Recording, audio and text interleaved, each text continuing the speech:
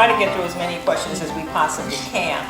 So the bottom line is, let's get started. What do you see the future for charters to be? I think we have a problem in the charter school sector in this country.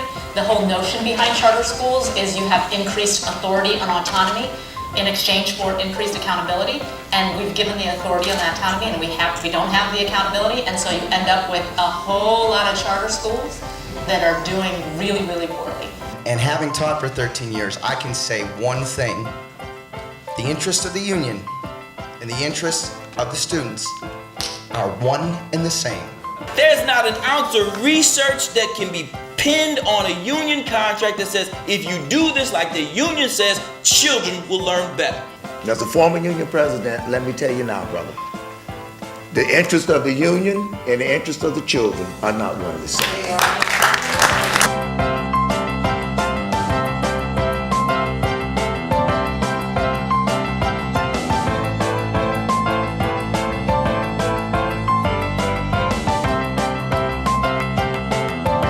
Make a little noise, Birmingham. Come on, let's make a little noise. I think we were coming today because we wanted to hear what you had to say. But when we walked and when we approached school, the sea of red said, uh-oh, there's a problem here. Because that sea of red should be sitting here. And that was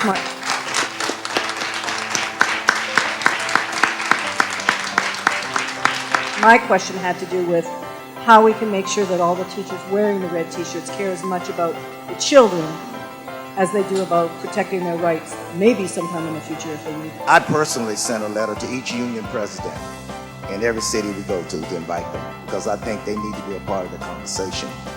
But I think, first of all, I would not assume that even the teachers who are outside protesting don't care about children. I wouldn't assume that.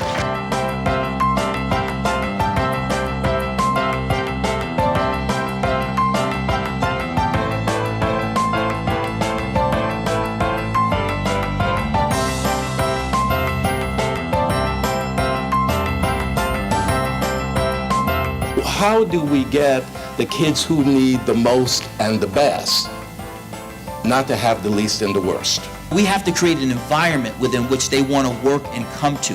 It has more to do with the love of it. If you don't have an instructional leader who can engage with their teachers in a meaningful way to answer very logical questions in a way that's going to make sense to that, then you're just, I mean, I feel like you're an absolute discredit to the reforms that are trying to take place. What message are we missing in empowering communities to be on board with this? I started out by saying this is a civil rights issue, and that we all have a stake in this.